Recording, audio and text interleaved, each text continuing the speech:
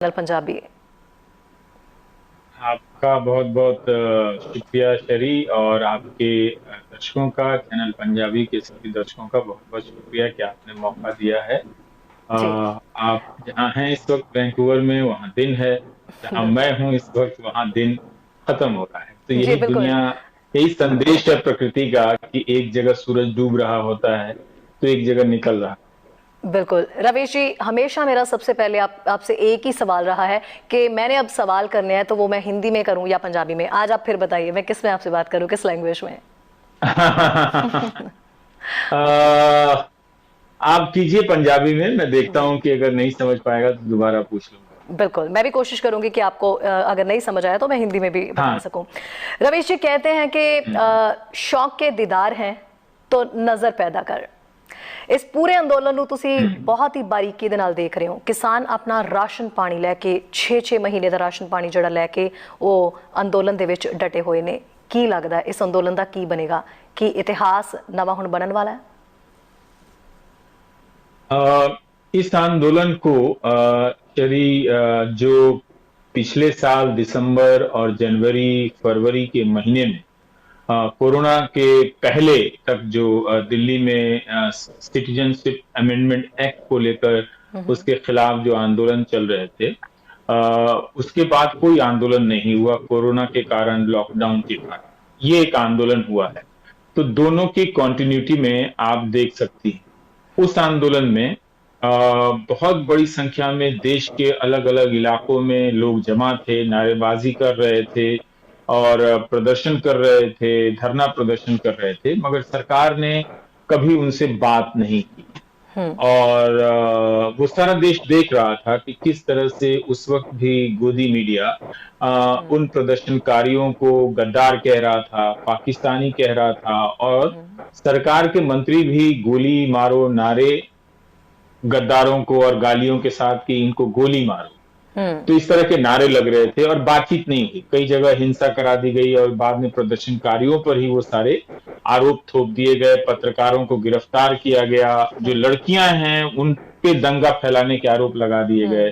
27-28 साल की जो लड़कियां, नताशा नरवाल हैं और 2-3 लड़कियां हैं, जी। देवांगना कालिता हैं, सफूरा जरगर हैं। तो सरकार को लगा कि वो किसी भी आंदोलन के साथ कुछ भी कर सकती है। जी।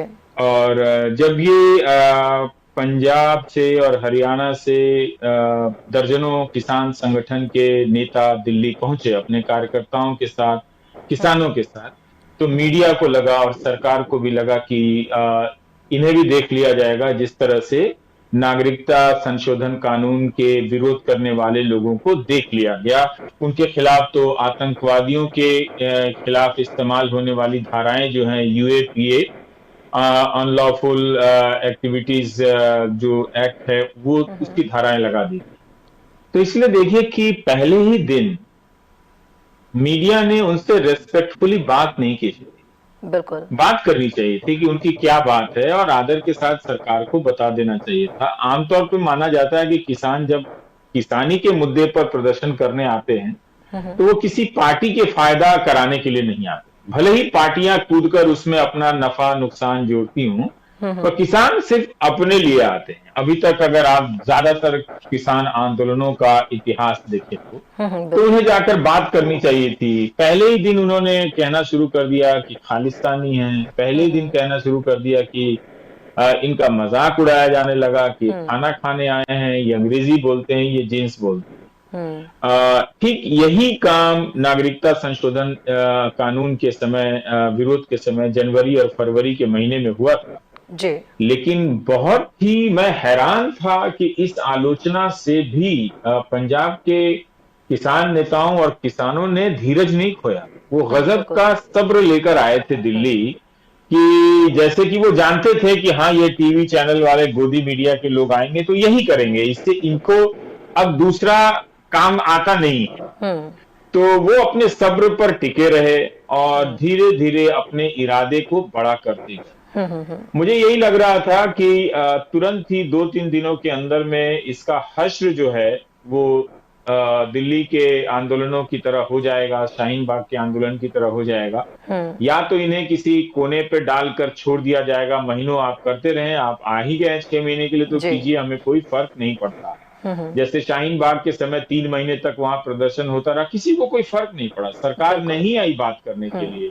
कोर्ट ने भेजा जरूर कि आप जाकर उनसे बात कीजिए, आप उनको पूछिए कि उनकी क्या बात है, लेकिन सरकार नहीं गई। तो मुझे लगा कि यही होगा, या फिर सरकार 2-4 दिनों के बाद लाठियों से खदेड़ देगी। लेकिन किसान बेहद अनुशासन डिसिप्लिन के साथ आए थे, जी।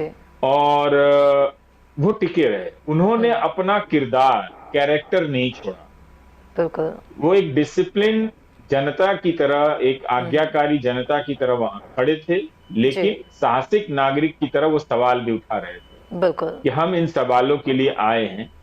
और जब उनका एक तरफ सब्र है शहरी, आप देखिए, और दूसरी तरफ सरकार क्या कर रही है, वो किसान कोई हंगामा नहीं कर रहे हैं, कहीं बिल्कुल। कोई बैरिकेड नहीं फांद रहे हैं, कहीं कोई वो दीवार नहीं कूद रहे हैं, कहीं किसी की छत पर धावा नहीं दे रहे हैं, किसी की गाड़ियां नहीं तोड़ रहे हैं, लेकिन सरकार सड़कों पे गड्ढे करने लगी, हाईवे को खोद डाला गया, और जो कंटेनर होते हैं बड़े बड़े, उनसे रास्तों को ब्लॉक किए गए, बड़े बड़े बोल्डर पीडब्ल्यू डिपार्टमेंट के खजाने से निकाले गए, जी। उनके गोदाम से और सड़कों पर रख दिए गए, उन पर तारे लगा दी गई।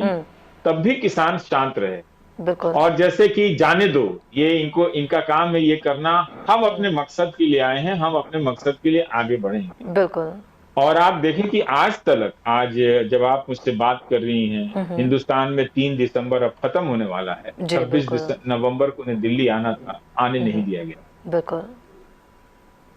तो तस्वीर ये बनती है पुराने आंदोलन के अनुभव से कि इस आंदोलन का कोई रिजल्ट नहीं निकलेगा, जी। लेकिन आज जो बैठक हुई है उसमें 50% तो उन्होंने कामयाबी हासिल कर ली है, किसान नेताओं ने, और बड़ी बात है, क्योंकि दिल्ली में जो किसान संसद हुई थी उसने इतनी बड़ी कामयाबी हासिल नहीं, सिर्फ धरना प्रदर्शन हुआ। या महाराष्ट्र में, मुंबई में जो लॉन्ग मार्च हुआ था किसानों का, उसमें थोड़ी बहुत सरकार के साथ कुछ करार हुआ था, लेकिन मांगों का क्या हुआ अभी मेरे पास डिटेल नहीं है। जी। लेकिन इन किसान नेताओं ने आज बहुत कमाल का काम किया।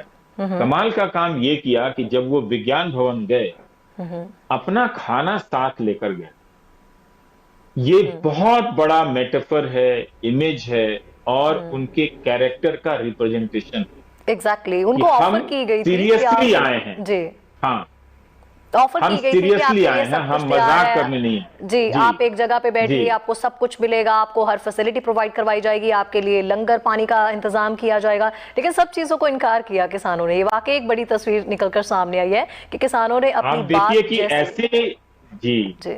ऐसी मीटिंगों में आने के लिए, जाने के बाद लोग सरकार का इंतजाम किया हुआ खाना खाने के लिए लाइनों में भगदड़ मचा देते हैं और टीएडीए लेने लग जाते हैं, लेकिन बिल्कुल। ये किसान जमीन पर बैठ गए और जमीन पर खाने लगे।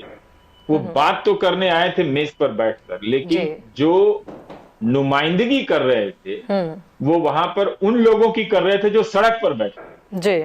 तो इसलिए उन्होंने खाना मेज पर नहीं खाया और सरकार का दिया हुआ नहीं खाया, खुद जमीन पर बैठकर खाया। बिल्कुल। ये जो उन्होंने अपने इरादे से, ये जो एक तस्वीर है जमीन पर बैठकर किसान नेताओं के खाने की, और लंगर से ले जो खाना बनकर गया था उस खाने को खाने की, बिल्कुल। वो तस्वीर प्रोपेगेंडा के लाखों तस्वीरों पर, गोदी मीडिया के घंटों बदनाम करने वाले कवरेज पर जी। बहुत भारी पड़ गई। बिल्कुल।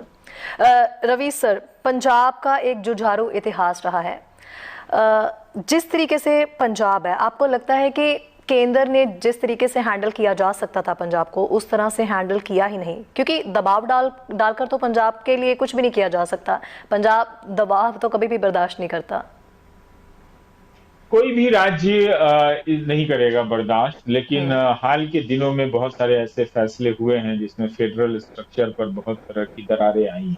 जी। लेकिन सेंटर ने, मैंने जैसा कि कहा कि सेंटर के पास उनके नजरिए से देखिए तो उन्होंने सीए का आंदोलन बहुत बड़ा आंदोलन था। वो असम से लेकर बेंगलुरु और राजस्थान के गांव से लेकर उत्तर बिहार के गांवों तक में लोग धरना प्रदर्शन दे रहे थे, और सरकार ने उसे यूं ही जाने दिया और कुचल भी दिया एक तरफ।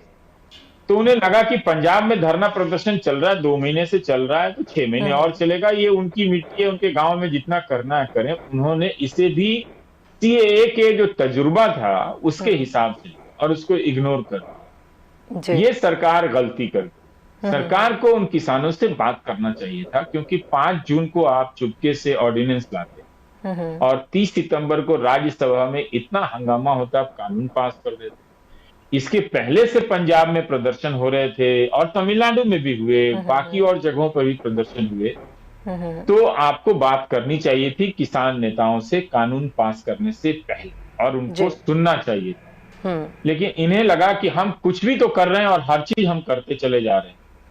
वो शायद सही है, सारे चुनाव वही जीतते हैं और मीडिया भी इनके साथ है ही। इनसे पहले मीडिया पहुंच जाता है पाकिस्तानी बताने में, खालिस्तानी बताने में, जी। आतंकवादी बताने में, और उसको कभी लगा कि वो खालिस्तानी एक का नैरेटिव टैग। बना देते जी। हैं। सरकार को ये नहीं करना चाहिए था। सरकार को किसानों के साथ आदर के साथ बैठकर बात करना चाहिए। मुझे लगता है कि ये उनके असेसमेंट में चूक हुई। उन्हें लगा कि इन लोगों पे भी कुछ यूएपीए की धाराएं लगा देंगे, हत्या और तोड़फोड़ के आरोप लगा देंगे, जी। मामले दर्ज कर देंगे, तो 4 दिन में आंदोलन ये खत्म हो जाएगा, जैसे जी। सीएए खत्म हो गया डर के मारे। बिल्कुल।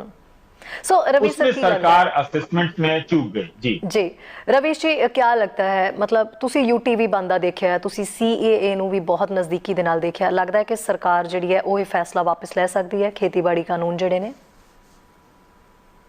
अभी मुझे बहुत भरोसा नहीं है, लेकिन आज सरकार ने कहा है कि हाँ, किसानों की कुछ मांगों पर विचार कर सकती है। ये भी बहुत बड़ी बात। ओके। हाल के किसी भी आंदोलन ने इस सरकार से इतना भी हासिल नहीं किया जो पंजाब के किसानों ने और उनके समर्थन में आए तमाम कृषक संगठनों ने हासिल किया। कि सरकार उनसे दोबारा बातचीत करने के लिए मजबूर हुई और कई घंटों की बात, 7 घंटे से अधिक समय तक आज दिल्ली में बातचीत हुई जी। और उसमें सरकार ने कहा कि हम सोच सकते हैं कि एमएसपी को गारंटी कर सकते हैं, हम और भी आपत्तियों पर सोच सकते हैं, 5 दिसंबर को बात होगी। इतने बड़े लाव लश्कर के साथ सरकार के 3-3 मंत्री और एग्रीकल्चर डिपार्टमेंट के अधिकारी बैठे रहे, तो मामला अब सीरियस मोड पर। बिल्कुल। पुराने अनुभव को देखकर इतना जल्दी तो नहीं लगता कि सरकार ये कानून वापस लेगी। लेकिन ये आंदोलनकारी मैं पहली बार इस तरह से देख रहा हूं कि जो अपने मकसद में इतने स्पष्ट हैं कि कानून को वापस लेना। जी रवीश जी, पूरी फिल्म इंडस्ट्री, कलाकार, हर ਜਿਹੜਾ ਵੀ ਵਰਗ ਹੈ ਜਿਹਦੀ ਵੀ ਆਪਾਂ ਗੱਲ ਕਰ ਲਈਏ, ਉਹ ਸਾਰੇ ਜਣੇ ਇਸ ਅੰਦੋਲਨ ਦੇ ਨਾਲ ਜੁੜ ਗਏ, ਸਪੋਰਟ ਕਰ ਰਹੇ ਨੇ ਲਗਾਤਾਰ। ਕੁਝ ਤਾਂ ਧਰਨੇ ਦੇ ਵਿੱਚ ਵੀ ਬੈਠੇ ਹੋਏ ਨੇ ਕੁਝ ਕਲਾਕਾਰ ਤਾਂ ਆ ਕੇ। ਸੋ ਲੱਗ ਰਿਹਾ ਸੀ ਕਿ ਜਦੋਂ ਇਹ ਅੰਦੋਲਨ ਸ਼ੁਰੂ ਹੋਇਆ ਸੀ ਤਾਂ ਹੁਣ ਤੱਕ ਇੰਨਾ ਵੱਡਾ ਔਰ ਇੰਨਾ ਵਿਸ਼ਾਲ ਰੂਪ ਲੈ ਲੇਗਾ? नहीं, शुरू में नहीं लगा था, क्योंकि दिल्ली आने के पहले तक जो पंजाब में आंदोलन चल रहे थे उसमें भी पंजाबी जुबान के गायकों ने, फिल्म कलाकारों ने, जिन्होंने पंजाबी श्रोता और दर्शकों की बदौलत अपनी मकबूलियत, शोहरत हासिल की थी, उन सब ने उसमें शिरकत की थी। लेकिन दिल्ली आने के बाद ये आंदोलन और बड़ा हो गया कि जब पंजाब से ताल्लुक रखने वाले खिलाड़ी, पुराने खिलाड़ी, नए खिलाड़ी, मौजूदा खिलाड़ी और फिल्मी दुनिया में जो बॉलीवुड में हैं, जो पंजाब के संगीत की दुनिया में हैं, वो सब बोलने लगे। तो दिल्ली आते आते जिस तरह से सरकार ने उनके साथ बर्ताव किया वो बहुतों को बुरा लगा।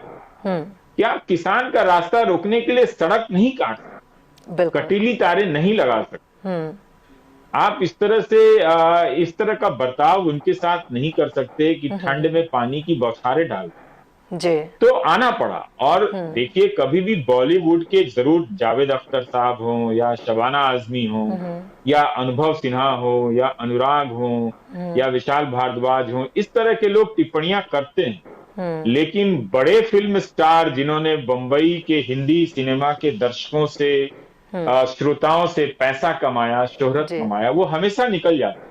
वो सरकार के तलवे चाटने के लिए तुरंत चले आएंगे, उनके इर्द गिर्द दिखेंगे, चरणों में दिखेंगे, इंटरव्यू करते दिखेंगे, वो सब करेंगे, लेकिन जब जनता के सवाल के साथ नहीं खड़े होंगे, ये बात बिल्कुल नोट करने वाली है और हिस्टोरिक है कि पंजाब के गायकों और कलाकारों ने शानदार मिसालें पेश की हैं जी कि वो बिल्कुल। अपने किसानों को उन्होंने नहीं छोड़ा, यानी कि उनमें इस बात की कद्र अभी बाकी है कि उन्हें उन गांवों में सुना जाता है जी और उनकी कमाई का कुछ हिस्सा गांव में रहने वाले किसानों से भी आता है। तो बिल्कुल। उन्होंने अपना फर्ज अदा किया है इस आंदोलन में और किसानों की जो बेकदरी हो रही थी उसके खिलाफ बोलकर। मैंने कभी नहीं देखा कि इस तादाद में बेखौफ होकर पंजाबी कलाकार, सूफी गायक, म्यूजिक वीडियो के हीरो, बब्बू मान हो, जसबीर सिंह जस्सी हो, या दिलजीत फिर दोसांझ हो। दलजीत जी। दोसांझ हो, या फिर